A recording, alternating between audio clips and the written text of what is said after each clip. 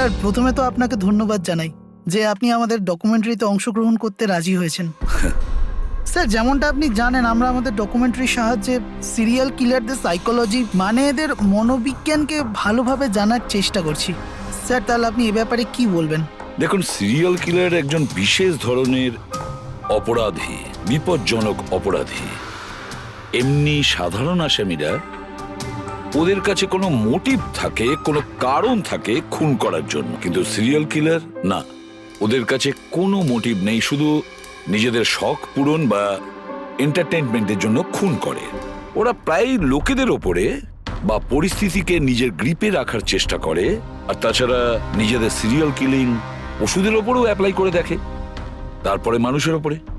আচ্ছা, এটা কখনো বলা যায় না যে ও কাকে বা কোন কোন লোককে নিজের শিকার তৈরি করবে।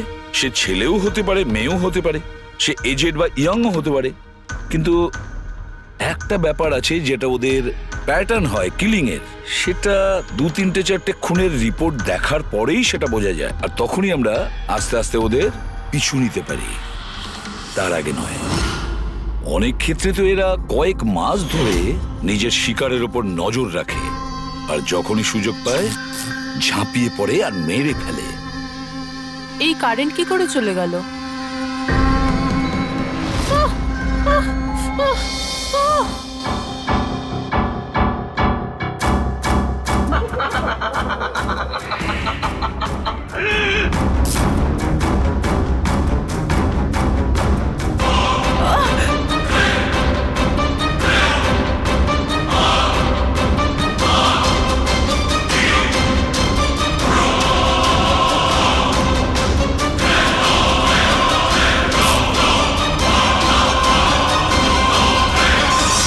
ওহ গড, এই কারেন্টটা এখনই যাওয়ার ছিল।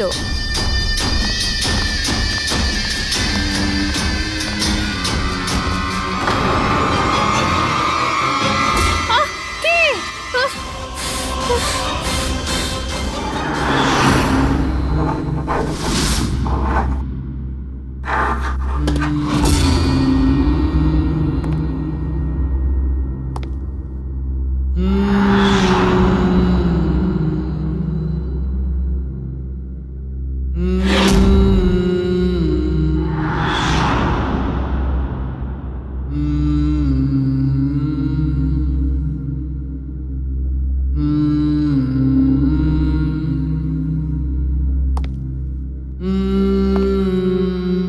অনেকবার দেখা গেছে খুনিরা ভিকটিমের জিনিসও সঙ্গে নিয়ে গেছে। ভিকটিমকে খুন করার পরে হয়তো নিজের জয়ের মেডেল ভেবে। যে কোনো জিনিসই হতে পারে, কোনো মহিলার ঝুমকো দুলও হতে পারে, বা আংটিও হতে পারে, আবার কোনো নখও হতে পারে, এমনকি ভিকটিমের চুলও হতে পারে, মাথার চুলও।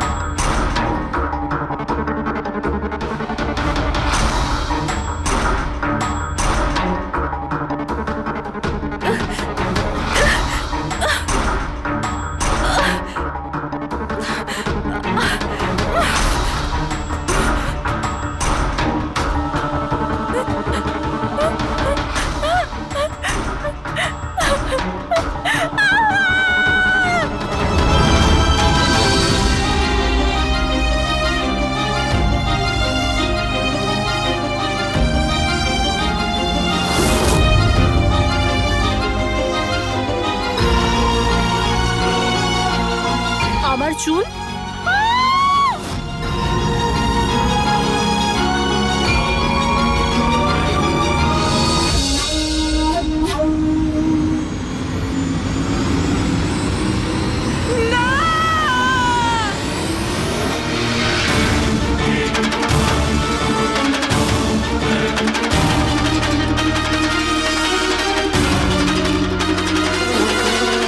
সিরিয়াল কিলার্স এরা সবসময়ই একা থাকতে পছন্দ করে, ওদের কোনো বন্ধু হয় না। তাই অন্যদেরকে, এমন লোকেদেরকে এড়িয়ে চলতে হবে যাদের হাব ভাব বা চাল চলনে একটু অন্যরকম কিছু অদ্ভুত ধরনের আচরণ দেখা যায়। তা সত্ত্বেও ব্যাপারটা হলো, সিরিয়াল কিলার থেকে বাঁচতে হলে আমাদেরকে সাবধানে থাকতে হবে।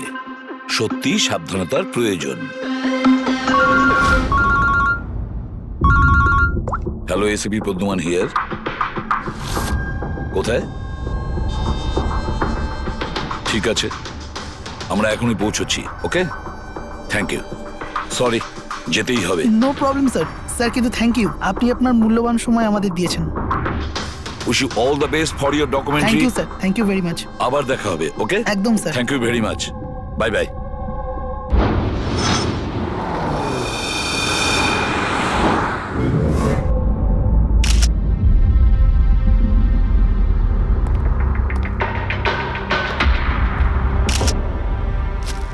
নিয়ে যাও।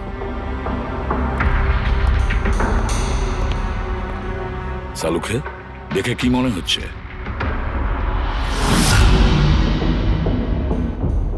বস, মৃত্যুর কারণ এখনো কিছু বুঝতে পারছি না। ল্যাবে নিয়ে গিয়ে দেখছি। আর ডক্টর, এই চিহ্ন? হ্যাঁ দয়া, এই যে চেয়ারে বাঁধা ছিল দড়ি দিয়ে, তারই চিহ্ন এটা। বস, আমি যাচ্ছি, ল্যাবে গিয়ে চেক করছি। স্যার, দিয়া এই পেন্ডেন্টটা পড়েছিল। কোনো বিশেষ লোকের কি এটা? স্যার, এই পেন্ডেন্টে জিপিএস বেস সেফটি অ্যালার্ম আছে। এই পেন্ডেন্ট পরে থাকা ব্যক্তি যদি কোনো বিপদে পড়ে, এই পেন্ডেন্টটা দুবার প্রেস করলে পেন্ডেন্ট পরে থাকা ব্যক্তির ইমার্জেন্সি লিস্টে যে কটা নাম্বার থাকবে তাদের কাছে একটা এসওএস মেসেজ যাবে যে এই ব্যক্তি বিপদে আছে। আচ্ছা, কাল রাত্রে এই পেন্ডেন্টটা দুবার টিপেছিল। হ্যাঁ স্যার, কটার সময়? প্রায় 12:30টার সময়। আর ওর এই এসওএস মেসেজ ওটা কার কাছে গেছে? স্যার, ওই দুজনের কাছে। এদিকে এসো। কি নাম তোমাদের? সমর। সমর। নবীন। নবীন। কি সম্পর্ক ছিল দিয়ার সাথে তোমাদের? স্যার, আমার গার্লফ্রেন্ড ছিল। স্যার, আমার কলেজের বন্ধু। যখন দিয়া তোমাদের এসওএস মেসেজ করলো তখন তোমরা কিছু করনি কেন? হ্যাঁ স্যার, এটার জন্য আমারও আফসোস হচ্ছে যে আমি ফোনটা সাইলেন্ট কেন রেখেছিলাম। যদি আমি ফোনটা সাইলেন্ট না রাখতাম, স্যার, আজ দিয়া বেঁচে থাকতো। ফোন সাইলেন্ট ছিল। আর তোমার নবীন, তোমার ফোনটাও সাইলেন্ট মোডে ছিল? না স্যার, স্যার আমি শুয়ে পড়েছিলাম আর আমি বুঝতেই পারিনি কখন আমার ফোনের ব্যাটারি ডেড হয়ে গেছিল। আশেপাশের ঘটনা থেকে আমি ওকে এই পেন্ডেন্টটা এনে দিয়েছিলাম, কিন্তু লাভ কি হলো যখন এটা কোনো কাজেই এলো না। ওই ঘটনার ব্যাপারে বলছো? ওই যে চুল কাটা গেছে ওই মেয়েদের? হ্যাঁ স্যার। হ্যাঁ স্যার, এরকম ঘটনা অনেক ঘটেছে এই চত্বরে। এই দিয়ার মতো অনেক মেয়েরই চুল কাটা হয়েছে, কিন্তু কাউকে হত্যা করা হয়নি। আর লোকে তো এটাও বলছিল যে কোনো আত্মা টাত্মার চক্কর আছে। কি বললে তুমি? ভূত, আত্মা? আমি বলছি না স্যার, লোকেরা বলছে। স্যার, এই এলাকার সব মেয়েরা বেশ আতঙ্কিত রয়েছে।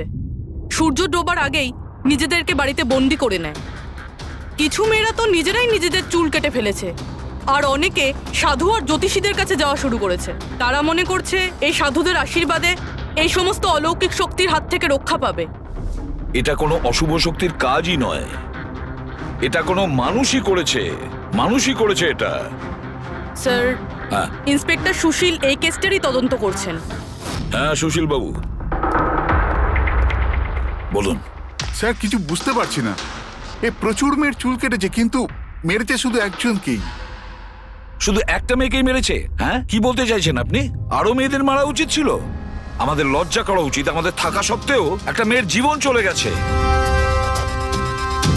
যত তাড়াতাড়ি সম্ভব ধরতে হবে অন্য কোনো নিরীহ মেয়ের মৃত্যু হওয়ার আগেই। বুঝেছেন আপনি?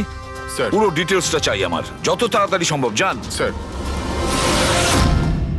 স্যার, হ্যাঁ ফেডরিক, এই নিন এই পুরো কাণ্ড কারখানার সমস্ত ফাইল। ইন্সপেক্টর সুশীল এই মাত্র পাঠিয়েছেন। কটা ফাইল পাঠিয়েছে? 8টা। দয়া, অভিজিৎ, ফাইলগুলো ভালো করে স্টাডি করো, চেক করো, দেখো। আর প্রত্যেকটা মেয়ের সাথে কথা বলে দেখো, জিজ্ঞাসা করো ওদের সাথে কি করা হয়েছে। দিয়া ছাড়া আর কোনো মেয়ের যেন প্রাণ না যায়। অদিতি, আপনি বলেছিলেন যে আপনি বিছানায় বসে লাইট অফ করেছিলেন, তারপর কি হয়েছিল? স্যার হঠাৎ করে একটা জোরালো আলো আমার চোখে পড়লো, আর তারপরে কি হলো আমার কিচ্ছু মনে নেই। আমার শুধু ওই উজ্জ্বল আলো মনে আছে, তার বেশি আর কিচ্ছু নয়। আচ্ছা, তারপরে কি হয়েছিল? ঘরের আলো বন্ধ হয়ে যাওয়ার পর আমার চোখে একটা জোরালো আলো পড়লো, আর তারপর আমি আর কিছু দেখতে পাচ্ছিলাম না। আমার চোখ একদম ধাঁধিয়ে গিয়েছিল। আচ্ছা, জ্ঞান ফিরে আসার পরে কি হয়েছিল? যখনই আমার চোখটা খুললো আমি দেখলাম কেউ আমার চুল কেটে নিয়েছে। আমি চেঁচালাম আর তারপর আমি পুলিশকে কল করলাম। হ্যাঁ স্যার, আমিও একটা খুব জোরালো আলো দেখেছিলাম। যেরকম টিভিতে দেখেছিলাম সব মেয়েদের সাথে হয়েছে, ওরকম আমার সাথেও হয়েছে। ওই ভূতটা আমার চুল সব কেটে দিয়েছে। ভূত নয়, অপরাধী। এই এই আপনার হাতে কি রয়েছে? স্যার আমার চুল। আপনার চুল? ও অপরাধী তোমার চুল কেটে নিজের সঙ্গে নিয়ে যায়নি? না তো।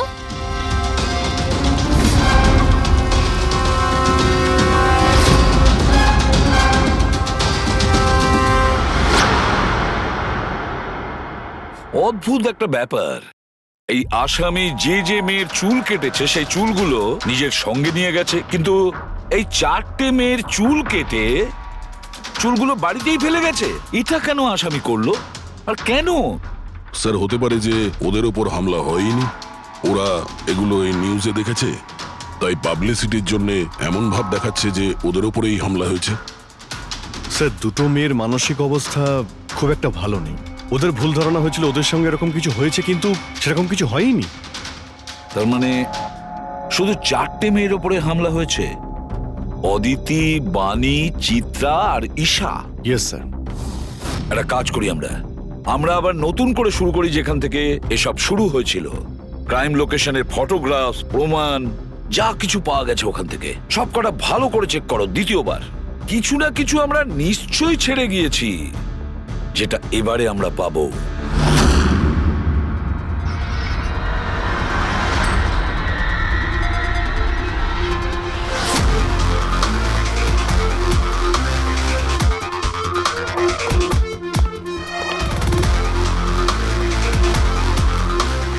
অদিতি, বাণী,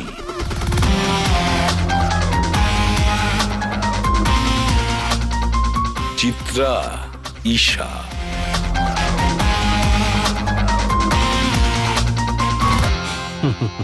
পেয়ে গেছি স্যার। হ্যাঁ স্যার, ঈশার বাড়িতে যে মোমবাতি ছিল তার মধ্যে এই ফিঙ্গারপ্রিন্টটা পেয়েছি। এটা আসামির হতে পারে স্যার। যদি এই ফিঙ্গারপ্রিন্টটা আসামির হয় তাহলে সে খুব ভুল করেছে। অভিজিৎ, আমাদের ক্রিমিনালের ডেটাবেসটা চেক করো, দেখো তো এ কোনো পুরনো পাপি কিনা।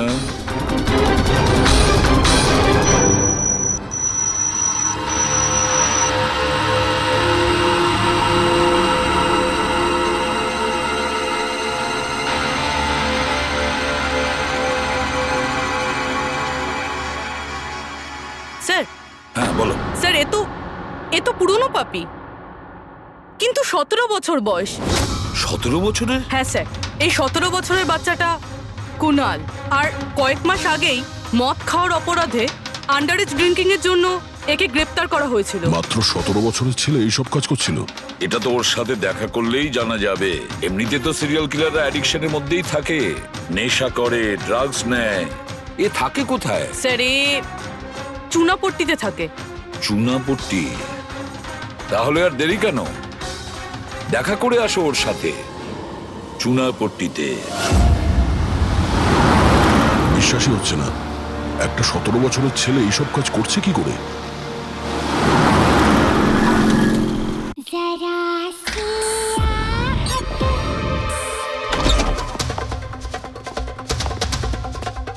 কুনাল। হ্যাঁ, আপনারা কে? সিআইডি।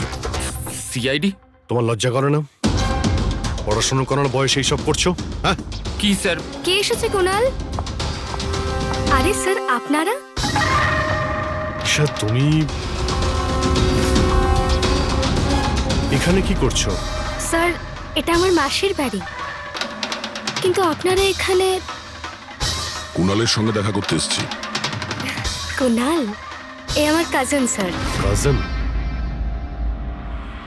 তুই তোর কাজিনের চুল কেটেছিস? স্যার স্যার আমি তো স্যার ঈশা দিদির সাথে একটু মজা করেছিলাম স্যার। স্যার আমি ওই চুল কেটে দেওয়া লোকটার ব্যাপারে নিউজ পেপারে পড়েছিলাম স্যার। আমি ভাবলাম এই মজাটাও একটু ঈশা দিদির সাথে করা যাক। মা, মা আমার চুল, আর মা আমার সব ও চুল চিল্লে কেটে চিল্লে দিয়েছে। সারা বাড়ি মাথায় তুললো আর পুলিশকে ফোন করে দিল স্যার। আমি ভয় পেয়ে গেছিলাম স্যার। সেই জন্য আমি ওই চুলগুলো ফেলে দিলাম স্যার, আর চুপচাপ বাড়ি থেকে বেরিয়ে গেলাম স্যার। তুই এত বাজে মজা করেছিস আমার সাথে। দিদি সরি, আমি তোকে কখনো ক্ষমা করব না, কখনো সরি নয়। সরি দিদি সরি সরি স্যার। স্যার আমি শুধু ঈশা দিদির চুল কেটেছিলাম স্যার, বাকি কোনো মেয়ের চুল কাটিনি আমি স্যার। আমরা তোমার কথা বিশ্বাস করবো কি করে? আপনি চাইলে আমার মাকে জিজ্ঞেস করে নিন স্যার। যে দিন ওই ঘটনাগুলো ঘটেছে ওই দিন আমি বাড়িতেই ছিলাম স্যার। তোর সব জিনিসটা মজা লাগে না জানিস? যখনই ওই মুহূর্তের কথা ভাবি ভয়ে বুকটা আমার কেঁপে ওঠে। দিদি সরি দিদি তোমার সরি। ভাগ্য ভালো যে আমরা তোমাকে অ্যারেস্ট করছি না। নিজের স্বভাব পরিবর্তন করো, নাহলে ভবিষ্যতে বড় সমস্যায় পড়বে তুমি।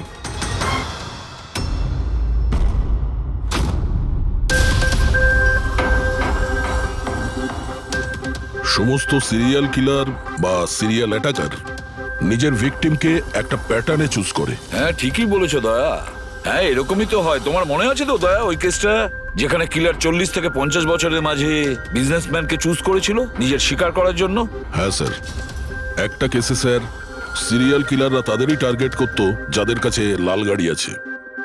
ঠিক ওই রকমই এই মেয়েগুলোর কেসেও একটা ফিক্সড প্যাটার্ন আছে।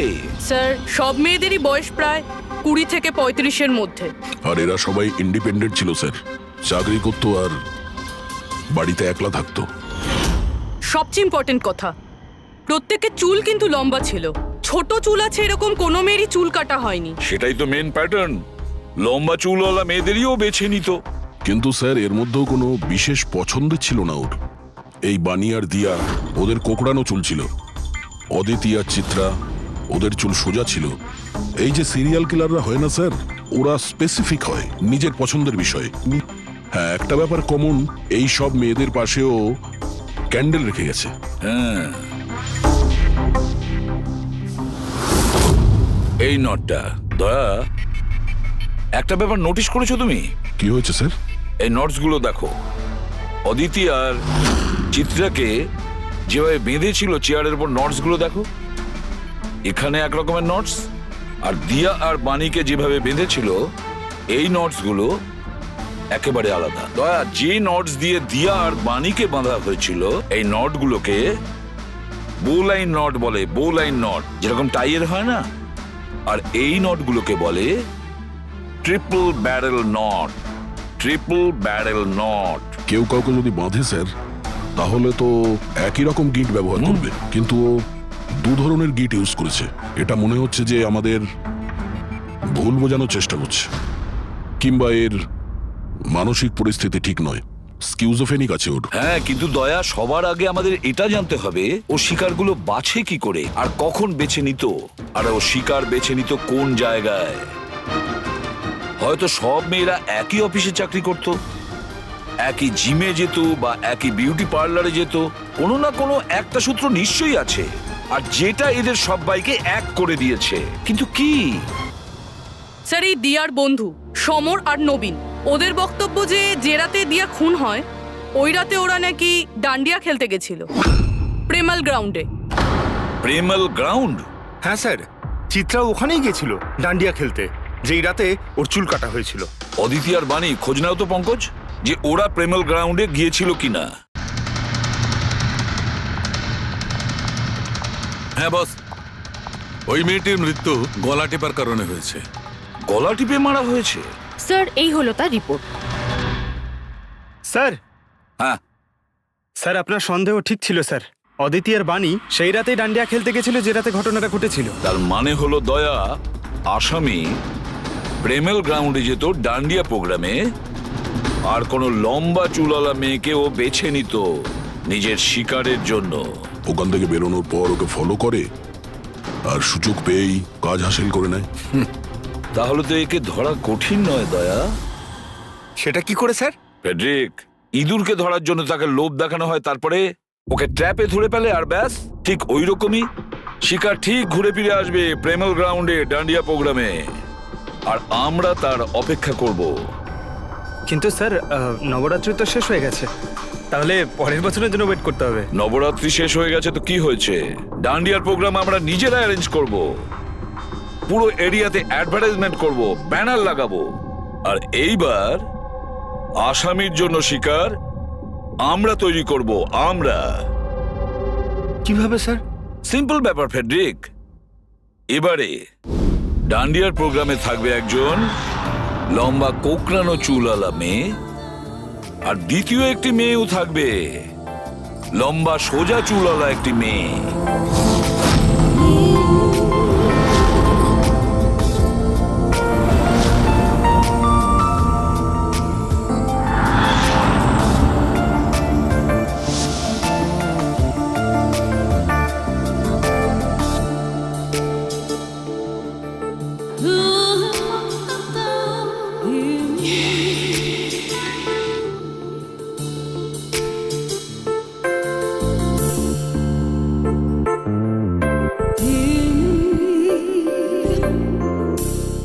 এখন এই নকল চুলের এক্সটেনশন আসল বলে মনে হচ্ছে।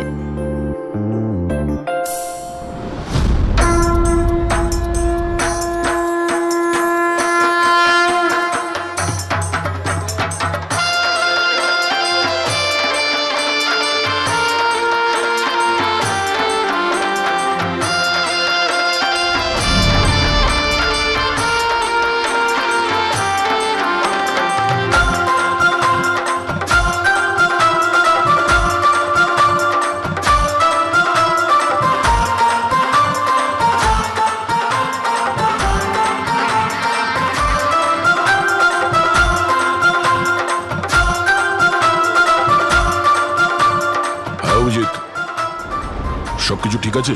হ্যাঁ দয়া। Okay fine.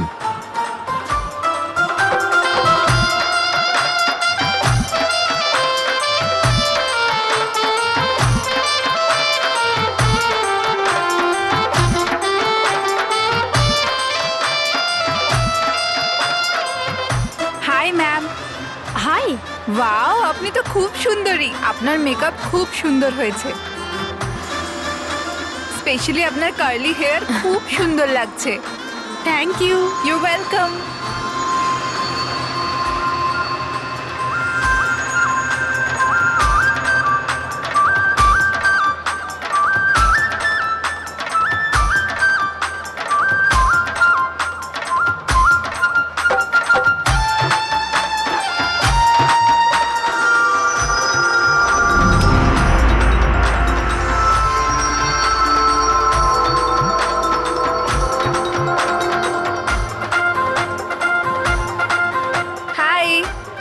হাই। আপনার ড্রেসটা খুব সুন্দর। Thank you. তোমার ড্রেসটাও খুব সুন্দর। Oh thank you. তবে আপনার চুলটা খুব সুন্দর। স্ট্রেট করিয়েছেন নাকি ন্যাচারালি এরকম? প্রকৃতির দান এটা। ও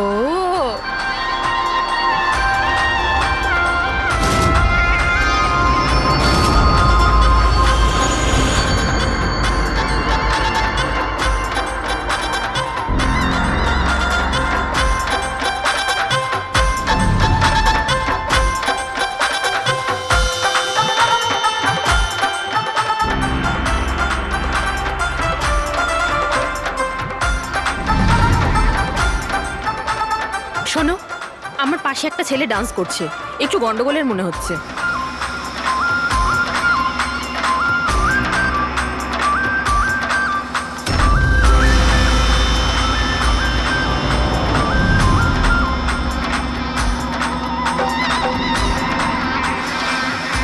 হ্যাঁ সারিকা, কোথায় ও? আমার পাশেই ছিল। এখানে ছিল, তাহলে গেল কোথায়?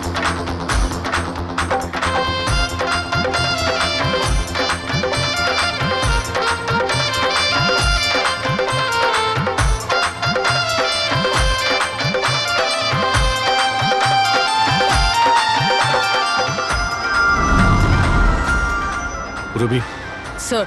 তুমি যাও, আমি তোমার পিছনেই আছি, ডোন্ট ওয়ারি। Okay sir.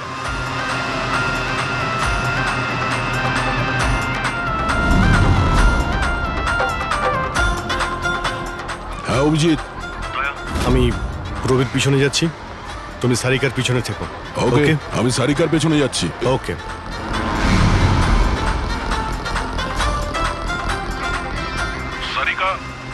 হ্যাঁ আমি তোমার পেছনে যাচ্ছি, তুমি নিশ্চিন্তে যাও। ওকে।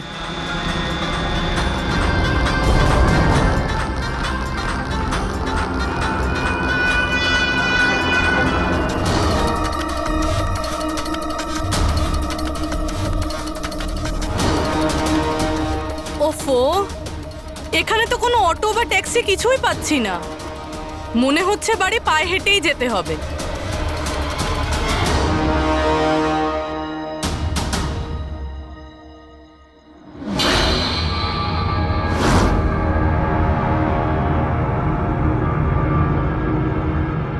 স্যার, কেউ পিছু নিয়েছে নাকি? না, এখনো পর্যন্ত কাউকে দেখতে পেলাম না। তুমি এগিয়ে যাও, যদি কেউ তোমায় ফলো করে।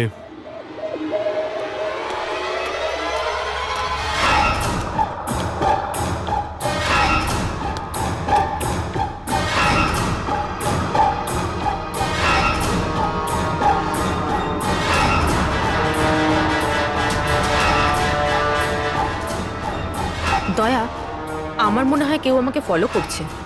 কাউকে দেখতে পাচ্ছ? না সারিকা, অল ক্লিয়ার। ওকে।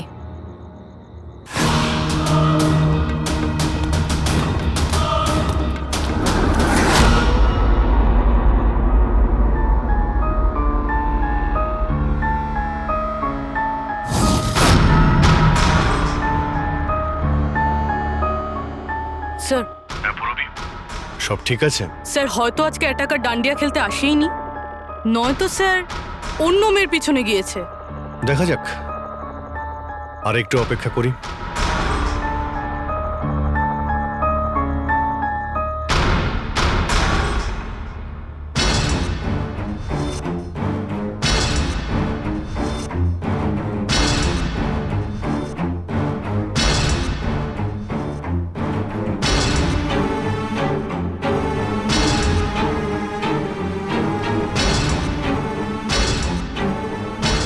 সারিকা, সব ঠিক আছে? সারিকা, কি হলো? মনে হচ্ছে সারিকার উপর অ্যাটাক হয়েছে। সারিকার উপরে অ্যাটাক হয়েছে পুরবী, আমি ওখানে যাচ্ছি। স্যার, আমিও আসছি।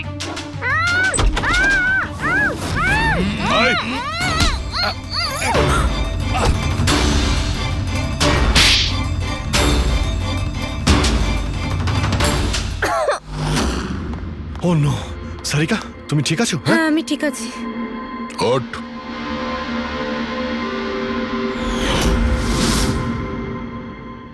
আরে, এ তো ওই ছেলেটা যে ওখানে ছিল।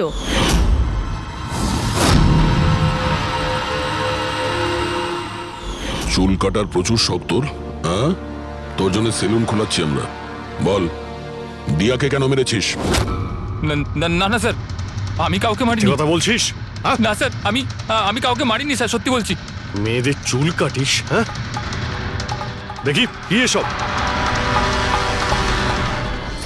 সাইনোফোলিমাস? সাইনোফোলেমাস? এটাতে তো মানুষ বড় জোর সেন্সলেস হতে পারে, মরে যেতে পারে না। স্যার, আমি বলেছিলাম তো স্যার, আমি কাউকে মারিনি। আমি শুধু মেয়েদের অজ্ঞান করবার জন্য এটা ব্যবহার করতাম, যাতে করে ওদের চুলগুলো ভালোভাবে কাটতে পারি। দিয়াকে মেরেছিস কিভাবে? হ্যাঁ স্যার, আমি মারিনি স্যার, বিশ্বাস করুন আমি মারিনি। আচ্ছা সারিকা, আচ্ছা এটা কি পসিবল যে এই কেমিক্যালস দিয়ে দিয়ার খুন হতে পারে?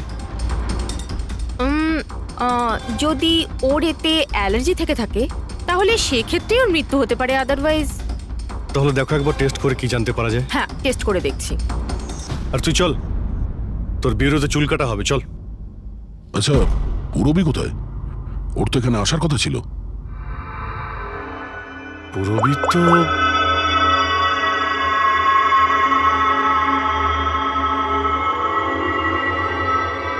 ও তো ফোন তুলছে না। পুরবী ল্যান্ডলাইনে ট্রাই করো।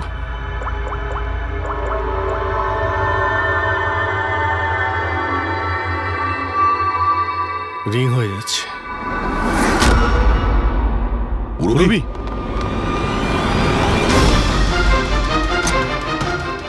পুরবী, আচ্ছা, অপরাধী তো আমাদের সঙ্গে ছিল, তাহলে এগুলো করলো কে? তার মানে দুজন রয়েছে, আর দুজনে একই রকমের অপরাধ করছে। রবি, রবি ঠিক আছো? কি হয়েছিল? স্যার ঠিক ওই রকমই হয়েছে। প্রথমে বাড়ির লাইট চলে গেল, আর তারপর আমার চোখে একটা তীব্র আলো পড়লো, আর আমি অজ্ঞান হয়ে গেলাম। কি? কিন্তু স্যার এই সব কিছু কিন্তু একটা মেয়ে করছিল। মহিলা? ওখানে ছেলে আর এখানে মেয়ে, ব্যাপারটা কি? কোনো ব্যাপার না, চুল তো কেটে নিয়েছে, এবার এই কাটা চুল দিয়েই ওকে আমরা খুঁজে বের করব।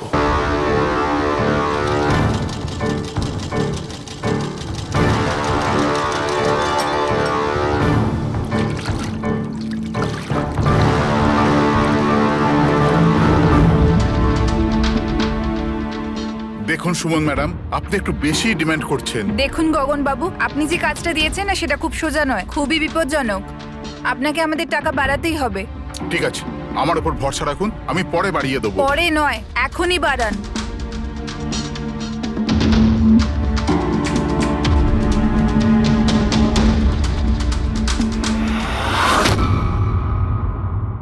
এটা কি গগন স্যার?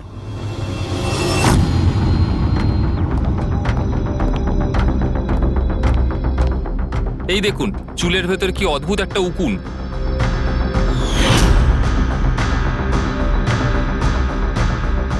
আগে কখনো এরকম উকুন দেখিনি। আর দেখবেও না, কারণ এই উকুনগুলো সিআইডির হয়ে কাজ করে, আর এর নাম হলো মাইক্রোস্কোপিক ট্র্যাকিং ডিভাইস। আর এই জন্যই আমি তোমাকে আমার চুল কাটতে দিয়েছি, যাতে এটার সাহায্যে এখানে পৌঁছতে পারি আর জানতে পারি আসলে ব্যাপারটা কি।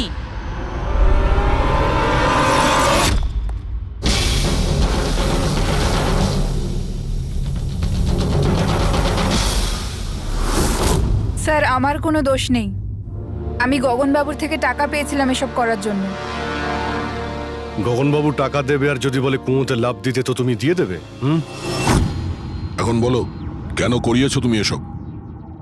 আমি যে কথাগুলো বলবো সেটা একটু আশ্চর্যজনক আপনার নিশ্চয়ই লাগবে, কিন্তু এটা সত্যি যে আমাদের ব্যবসায় মানুষের চুলের দাম সোনার দামের থেকে কম নয়। কোটি কোটি টাকা রোজগার হয় এখান থেকে। উইক্স, হেয়ার এক্সটেনশন, নকল আইল্যাশেস, ফার্টিলাইজার আর অ্যামিনোসিডের মতো প্রচুর জিনিস তৈরি হয়। স্যার আপনি ভাবতেও পারবেন না যে এই চুল দিয়ে কি কি তৈরি করা যায়। হ্যাঁ ঠিক আছে, ঠিক আছে, তুমি অনেক জ্ঞান দিয়েছো, কাজের কথা এসো। এসব কেন করছিলে?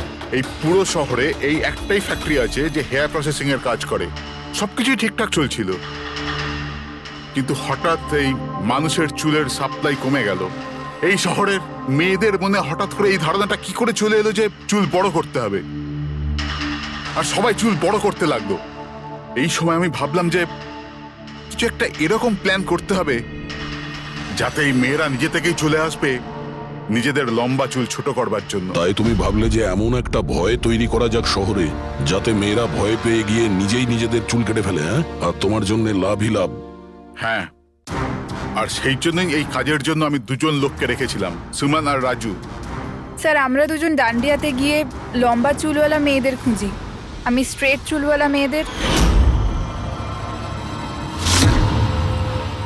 আরও কার্লি চুলওয়ালা মেয়েদের। আমরা ওদের পিছু নিয়ে ওদের বাড়ি অবধি যাই, 800 লুমিনের জোরালো আলোর ফ্ল্যাশ লাইট ওদের চোখে আমরা ফেলি, তারপরে আমরা কেমিক্যাল দিয়ে ওদের অজ্ঞান করি, ওদের চুল কাটি, তারপর আমরা ওখান থেকে পালিয়ে যাই। ঠিক আছে, এটা তো বুঝলাম কেন আর কিভাবে করতে, কিন্তু এইসব করতে গিয়ে দিয়াকে খুন করলে কেন? স্যার আমি মারিনি ওকে, জানি না কি করে মারা গেল। হয়তো সেই সমস্ত কেমিক্যালের জন্য যা দিয়ে তোমরা মেয়েদের অজ্ঞান করতে, হয়তো ওই কেমিক্যালের জন্য ওর অ্যালার্জি হয় আর তাতেই ওর মৃত্যু ঘটে। স্যার আমি কি করে জানবো যে ওর অ্যালার্জি ছিল? আর এরকম আপনারা আমায় মিথ্যে খুনের মামলায় গ্রেফতার করতে পারেন না।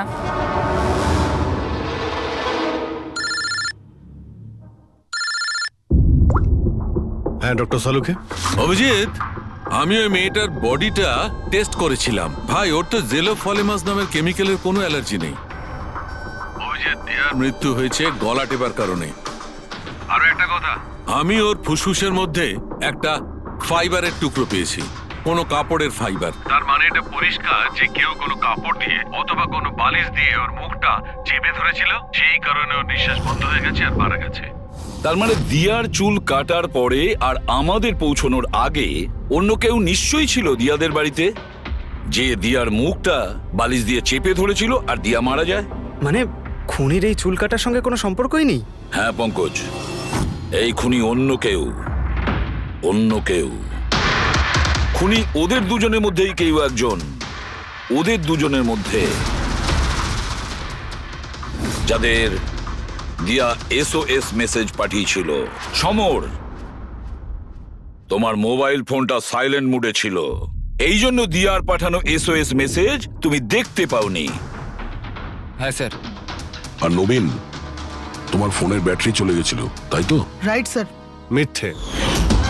স্যার আমরা মিথ্যে কথা কেন বলবো স্যার? তাহলে কি মোবাইল কোম্পানি মিথ্যে কথা বলছে? হ্যাঁ, এটা ওদেরই রিপোর্ট। এই রেকর্ড অনুযায়ী পরিষ্কার বোঝা যাচ্ছে যে তোমরা দুজন তোমাদের বাড়িতে ছিলে না। স্যার আমি আমার বাড়িতেই ছিলাম স্যার। আবার মিথ্যে বলছো তুমি। তুমি রাধিকার বাড়িতে ছিলে, রাধিকার বাড়িতে। রাধিকা? স্যার আমি কোনো রাধিকাকে চিনি সেই না। রাধিকা তোমার দ্বিতীয় গার্লফ্রেন্ড, যার জন্য তুমি দিয়ার সঙ্গে ব্রেকআপ করতে চাইছিলে। ওহো, আমরা কি করে জানতে পারলাম? সেটা আসলে এই ডায়েরির জন্য, দিয়ার পার্সোনাল ডায়েরি। চিনতে পারলে? এর মধ্যে ওর সব কথা লেখা রয়েছে। তোমায় খুব ভালোবাসতো, তাই না? অতটাই ভালোবাসতো যতটা নবীন ভালোবাসতো দিয়াকে। কি? নবীন, তুই দিয়াকে ভালোবাসতিস? হ্যাঁ, এত ভালোবাসতো যে সবসময় দিয়ার সিকিউরিটির কথা চিন্তা করতো, আর সেই কারণেই ও ওকে এই পেন্ডেন্ট এনে দিয়েছিল। আর SOS মেসেজ পাওয়ার পরে ও খুব তাড়াতাড়ি ওর বাড়িতে পৌঁছেছিল। তো নবীন সেই রাতে কি হয়েছিল সেটা তুমি বলবে নাকি আমরা বলবো? স্যার ওই রাতে দিয়া দিয়া দিয়া দিয়া ওঠো, দিয়া জল, দিয়া দিয়া দিয়া ওঠো, দিয়া দিয়া তুমি ঠিক আছো? দিয়া, এসব কে করেছে? তোমাকে কে বেঁধেছে? সমর কোথায়? কি বললে তুমি? সমর কোথায়? আমি আমার সব কাজ ছেড়ে তোমার কাছে ছুটে চলে এলাম, আর তুমি এখন বলছো সমর কোথায়? SOS মেসেজ তো ও পেয়েছে, তাহলে ও সাহায্য করতে কেন এলো না যখন তোমার ওকে সব থেকে বেশি প্রয়োজন?